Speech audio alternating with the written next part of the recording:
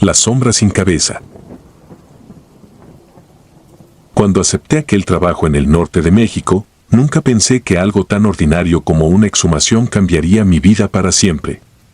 Mi nombre es Álvaro y, en 2011, formaba parte de un equipo forense encargado de buscar fosas clandestinas en distintas regiones del país. Era un trabajo duro, sí, pero necesario.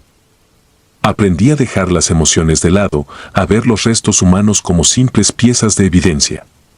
Sin embargo, lo que experimenté en aquel lugar me enseñó que hay cosas que no pueden explicarse ni ignorarse. Cosas que siguen contigo, incluso años después de haber dejado todo atrás. El sitio estaba cerca de una antigua hacienda en Durango, un lugar olvidado por el tiempo.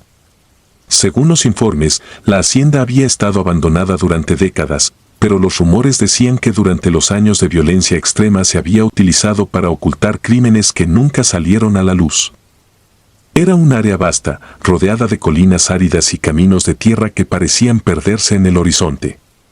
Llegamos al lugar al atardecer, cuando la luz del sol ya comenzaba a desaparecer, dejando todo cubierto por un tono rojizo que hacía que el paisaje se viera más irreal de lo que ya era.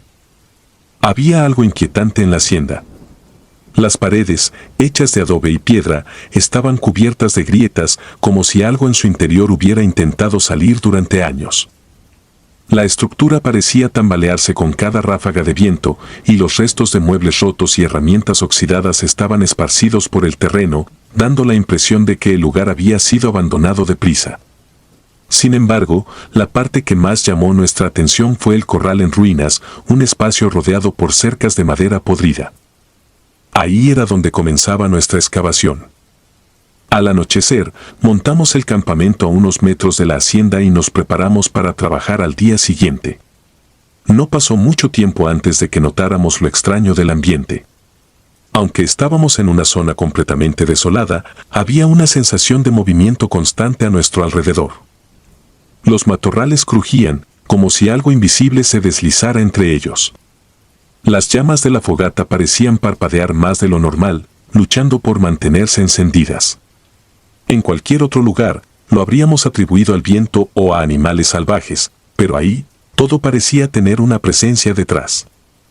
Cuando por fin nos fuimos a dormir, me costó cerrar los ojos. Era como si algo en el aire me impidiera relajarme. Los demás también parecían inquietos, moviéndose en sus sacos de dormir y dando vueltas sin decir palabra. Apenas logré dormir un par de horas antes de que el amanecer comenzara a teñir el cielo de un color pálido. Fue entonces cuando lo vimos.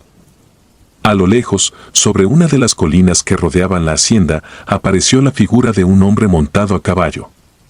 Al principio, no parecía fuera de lo común. Tal vez algún campesino que había decidido salir temprano a trabajar, o un jinete curioso observándonos desde la distancia.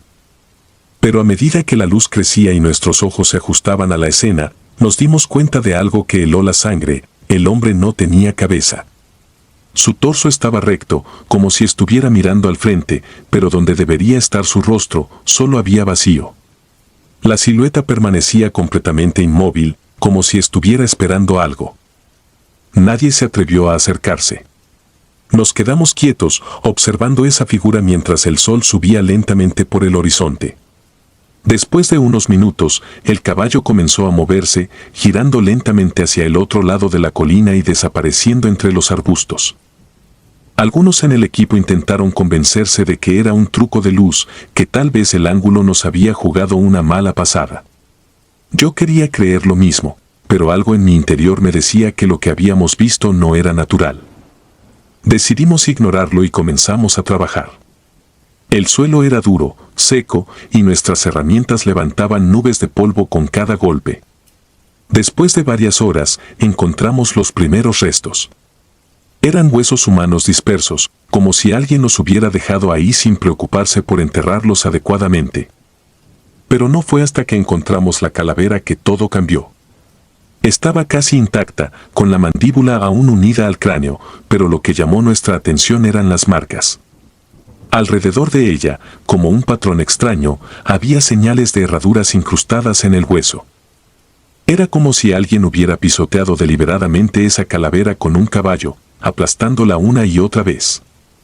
mientras la sacábamos con cuidado, noté que el ambiente a nuestro alrededor había cambiado.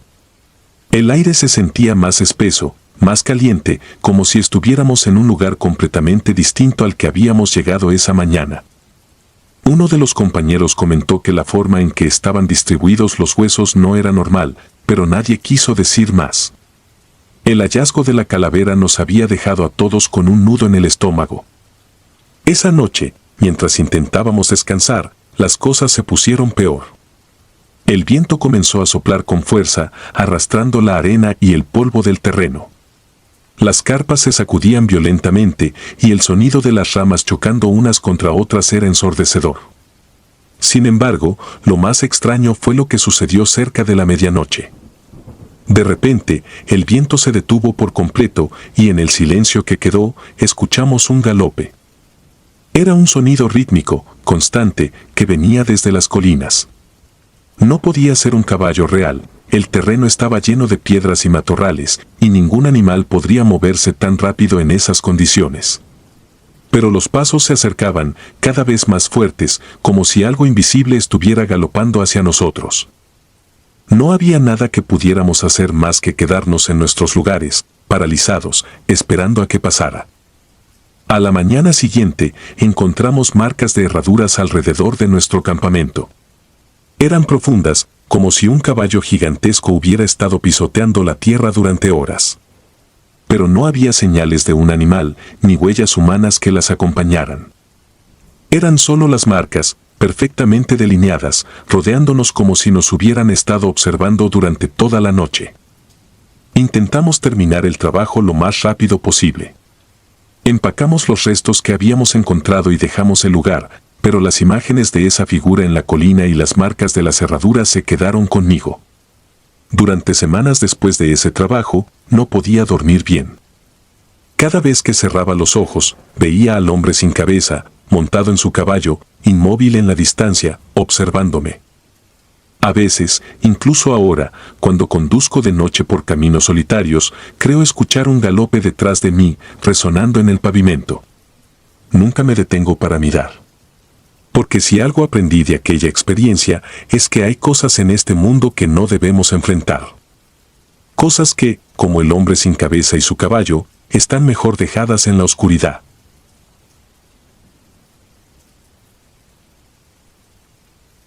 El rezo eterno. Existen cosas que simplemente no deberían tocarse. Aprendí eso de la peor manera. Mi nombre es Rodrigo, soy de Puebla y trabajé durante varios años en un equipo forense, investigando fosas clandestinas en los lugares más remotos y olvidados del país. He visto cosas que la mayoría de las personas no podría imaginar, cosas que dejan cicatrices en el alma. Pero nada me preparó para lo que viví en 2017 en un pequeño pueblo al sur del estado. Desde entonces, cada noche me pregunto si fue mi error, mi curiosidad, lo que abrió una puerta que nunca debió haberse abierto. Una puerta que, por más que intento cerrar, permanece entreabierta. Todo comenzó con una llamada. El terreno que íbamos a investigar estaba en las afueras de un pueblo llamado San Gregorio. Era un paraje aislado, rodeado de cerros y campos de cultivo abandonados. Nos habían alertado sobre restos encontrados cerca de una vieja capilla en ruinas, un lugar que, según los habitantes, llevaba décadas sin ser utilizado. Desde el principio, el sitio tenía un aire extraño. La capilla estaba casi destruida, con las paredes cubiertas de grietas y enredaderas que parecían tratar de ocultarla del resto del mundo. La cruz de madera en la entrada estaba inclinada, como si el tiempo y algo más pesado que la gravedad hubieran intentado derribarla. Llegamos temprano en la mañana y comenzamos a inspeccionar el lugar. Los restos estaban enterrados a poca profundidad, justo detrás de la capilla. Era evidente que alguien los había dejado ahí deliberadamente. No eran entierros recientes, los huesos estaban amarillentos, cubiertos de tierra húmeda y con marcas que indicaban una posible violencia antes de la muerte. Sin embargo, lo más extraño no eran los restos, sino los objetos que encontramos junto a ellos. Había varias velas derretidas, colocadas en forma de círculo alrededor de un pequeño rosario negro. Las cuentas del rosario eran opacas, casi como si absorbieran la luz del sol. Al centro, una cruz con inscripciones que no pude reconocer. Mientras trabajábamos, todos evitaban tocar el rosario. Era como si algo en su presencia causara rechazo. Pero yo no lo pensé dos veces. Lo levanté con cuidado, observándolo más de cerca. Pesaba más de lo que parecía, y al sostenerlo, una sensación extraña me recorrió el cuerpo. Era como si el aire a mi alrededor se volviera más denso, como si algo invisible estuviera presionando contra mi pecho. Lo guardé en mi bolso de herramientas, pensando que sería mejor entregarlo como evidencia junto con los restos. Esa noche, regresamos al campamento improvisado que habíamos montado en un terreno cercano. Estábamos agotados, como siempre, y el único sonido era el de las hojas moviéndose con el viento. Intenté dormir, pero algo no me dejaba. Había una sensación persistente, como si algo estuviera fuera de lugar. Fue entonces cuando lo escuché por primera vez. Era un rezo. Un murmullo bajo, constante, como si alguien estuviera orando en algún rincón del campamento. No entendía las palabras, pero el tono era inconfundible. Era en latín, o al menos eso me pareció. Aunque no podía distinguir el significado, el ritmo era hipnótico, monótono, y se clavaba en mi mente como una aguja. Me levanté de inmediato, pensando que alguno de mis compañeros estaba rezando a escondidas, pero cuando revisé alrededor, todos estaban dormidos. Intenté convencerme de que solo era mi imaginación, un resultado del cansancio o del estrés, pero el rezo continuó hasta que el sol comenzó a salir.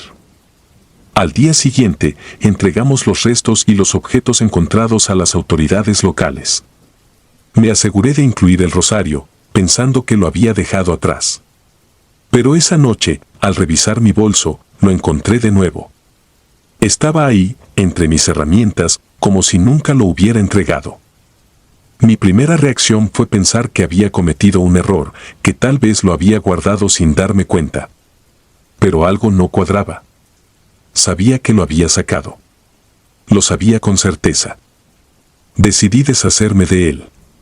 Caminé hasta un pequeño arroyo cercano y lo arrojé al agua. Vi cómo se hundía, desapareciendo entre las piedras.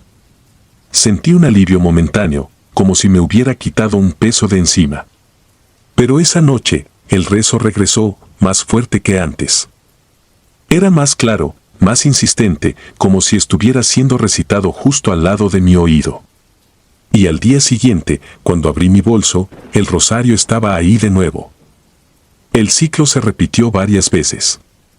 Intenté enterrarlo, quemarlo, incluso lo dejé en una iglesia abandonada en otro pueblo, pero siempre regresaba. Siempre lo encontraba en el mismo lugar, como si nunca hubiera salido de mi bolso. Para ese punto, el rezo en latín ya no era solo algo que escuchaba por las noches. Comenzó a invadir mis días, apareciendo en los momentos más inesperados.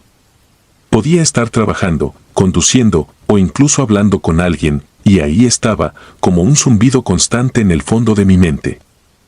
Intenté buscar respuestas. Hablé con un sacerdote, aunque no le conté toda la verdad. Solo le mostré el rosario, preguntándole si sabía algo sobre su origen.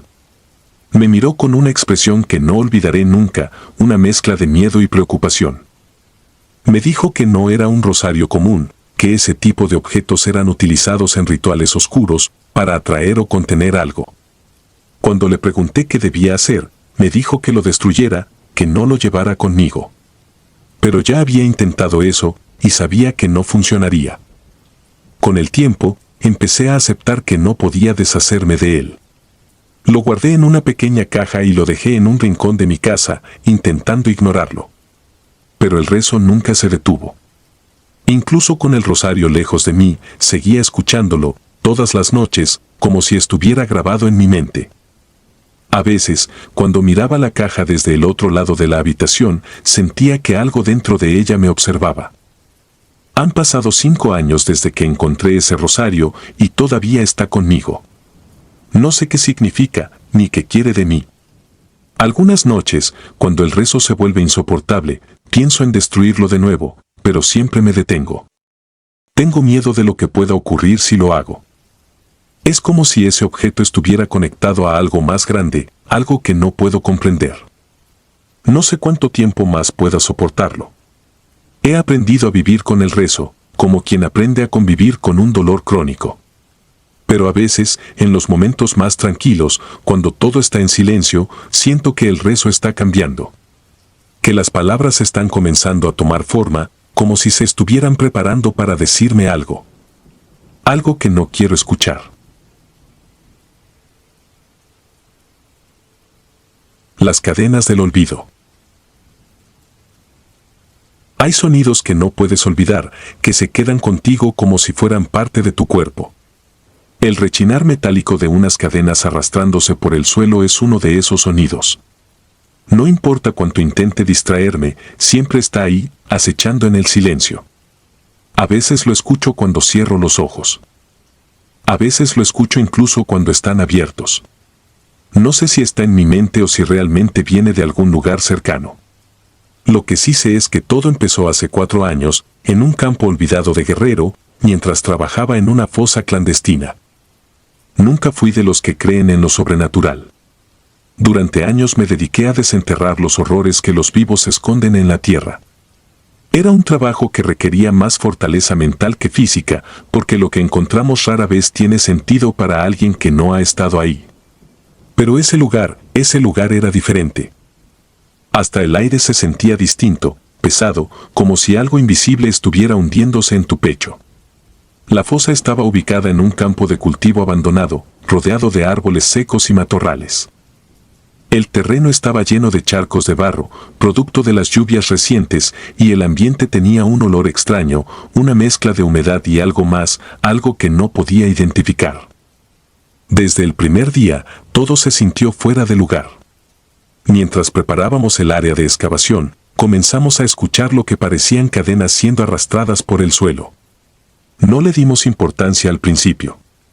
Pensamos que tal vez era algún animal moviéndose entre los arbustos, un sonido que el viento transformaba en algo más siniestro.